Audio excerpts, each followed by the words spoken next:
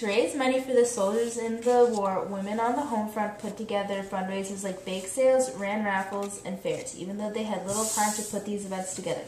Some profits from the fundraisers went to buying medical supplies, food, ammunition, clothes, and materials to build shelter. Huge sums of money were collected in order to help the soldiers on the war front. Another way people on the home front tried to help the soldiers was by creating the Homestead Act of 1862 so there would be food to send to them. This act also produced jobs for runaway and free slaves. It was created by the U.S. Congress by putting public land up for sale to citizens and immigrants for $1.25 per acre. Distributing land had been a problem since the Revolutionary War.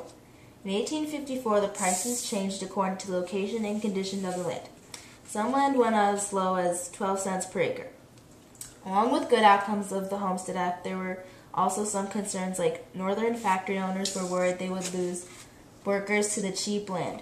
If you did move to this land, you would have to endure strong winds, blizzards, and bugs.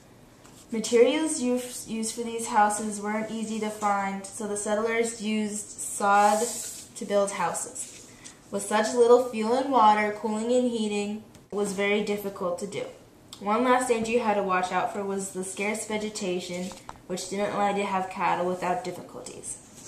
While some soldiers had to change their lives by leaving their families and going to the fight, the women had to make changes in their lifestyles as well.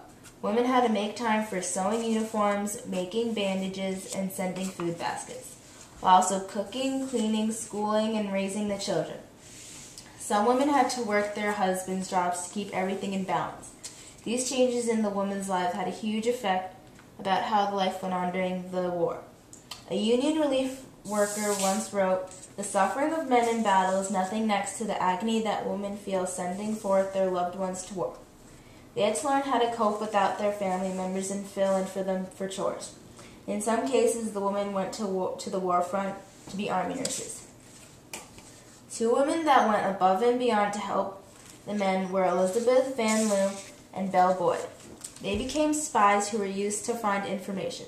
They didn't get punished as severely as men and weren't suspected as much. Belle Boyd managed to pass secret information from Union officers in code through rubber balls through her cell window after being arrested 6 times. Mary Livermore was another woman trying to help the soldiers. She worked full-time in the commission organizing volunteers.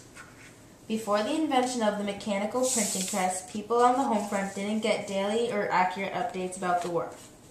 After it was invented, reporters could travel with the armies and send dispatches to get published.